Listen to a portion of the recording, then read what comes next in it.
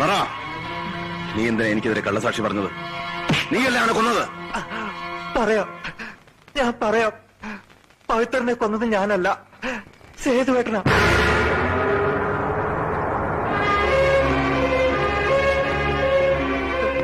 സിദ്ധേട്ടൻ അസുഖക്കാരനായതുകൊണ്ട് കോടതി ശിക്ഷിക്കില്ലെന്ന് സേതുവേട്ടൻ പറഞ്ഞു. അതുകൊണ്ടാണ് ഞാൻ അങ്ങനെ പറഞ്ഞത്.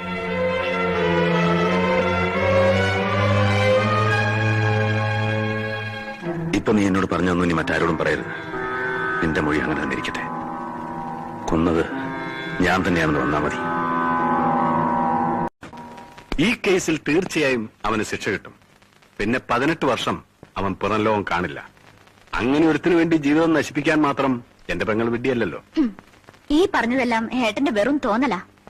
സിദ്ധാർത്ഥനെ ആർക്കും ഒന്നും ചെയ്യാൻ പറ്റില്ല. മോളെ, അവനെതിരെയുള്ള എല്ലാ തെളിവുകളും ഇതിനകത്തുണ്ട്. ഞാനേ അവനെ അറസ്റ്റ് ചെയ്യാൻ പോവാ.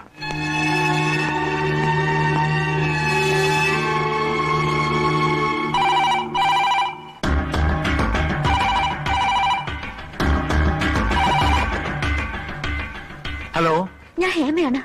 സിദ്ധാർത്ഥനെ അറസ്റ്റ് ചെയ്യാനായിട്ടുള്ള എല്ലാ തെളിവുകളും ഏട്ടൻ ശേഖരിച്ചു കഴിഞ്ഞു. വേഗം എന്തെങ്കിലും ഒന്ന് ചെയ്യണം പ്ലീസ്.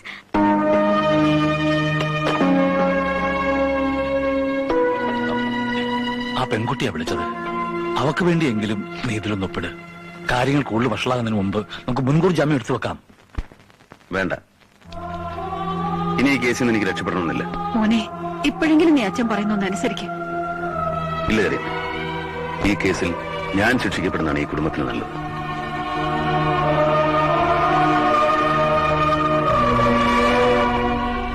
സേതു, നീ എന്നും പരാതിപ്പെടാറില്ലേ കുട്ടിക്കാലം മുതലേ ഞാൻ എന്ത് തെറ്റെയ്താലും അടിയും ശിക്ഷയും ഒക്കെ നിനക്കാണെന്ന്? അതിനൊക്കെ പരിഹാരമായിട്ട് ഞാൻ ചെയ്താണെന്ന് കരുതിയാൽ മതി. ഈ ശിക്ഷ എനിക്കിരിക്കട്ടെ. ഏട്ടാ, ഏട്ടൻ എന്തൊക്കെയാ പറയുന്നത്? ബാലുവെല്ലാം എന്നോട് തുറന്നു പറഞ്ഞു. എന്നാലും ഇത്രയും വലിയ ക്രൂരത ആ പാവം പവിത്രനോട് കാണിക്കേണ്ടിയിരുന്നില്ല.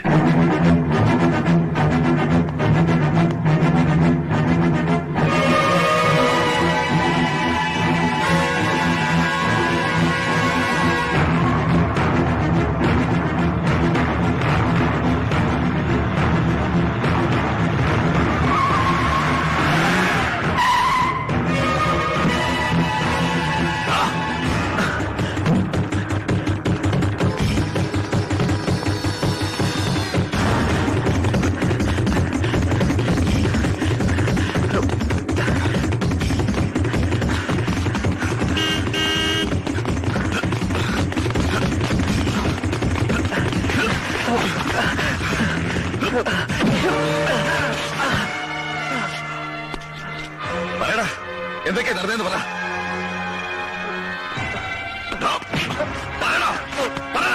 പവിത്രനെ കൊന്നാലാന്ന് പറ. സേതു, എന്താ ഇവിടെ?